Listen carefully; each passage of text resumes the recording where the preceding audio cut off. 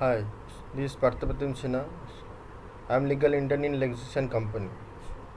Today I will be talking about a topic called restitution of conjugal rights. Restitution of conjugal rights implies that the guilty party is ordered to live with the aggrieved party. Restitution of conjugal right is the only remedy which could be used by the deserted spouse against the other. A husband or wife can file a petition for restoration of their rights to cohabit with the other spouse. But the execution of the decree of restitution of conjugal rights is very difficult. The court, though, is competent to pass a decree of restitution of conjugal right, but it is powerless to have its specific performance by any law.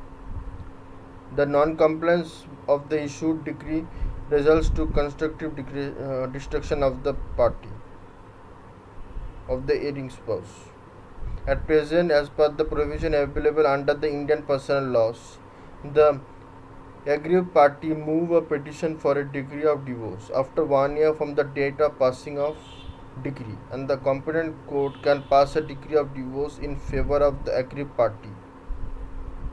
The decree of restitution of conjugal rights can be enforced by the attachment of property, and if the party complained against still does not comply, the court may also punish him or her for contempt of court, but under no circumstance the court can force the erring spouse to consummate marriage.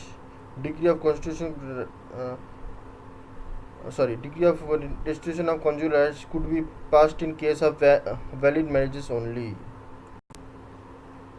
As stated by Paras Diwan, the remedy of restitution of conjugal rights was neither recognized by the Dharmasastra nor did the Muslim law made any provision for it.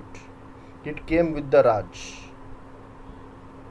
Restitution of conjugal rights has its roots in feudal England, where marriage was considered as a property deal and wife was part of man's possession like other chattels. The concept of restitution of conjugal rights was introduced in India in the case of Munshi Bazlur Rahim versus Samsunisa Begum, where such actions were regarded as the consideration for specific performance.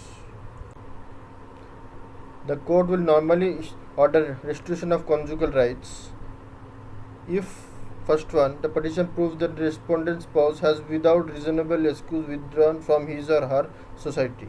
Second, the statement made by the aggrieved spouse in the application are true. Third, there is no legal ground why the petitioner prayer should not be granted. In another case, Sushilbai versus Prem Narayan, the husband deserted his wife and therefore was totally unresponsive towards her.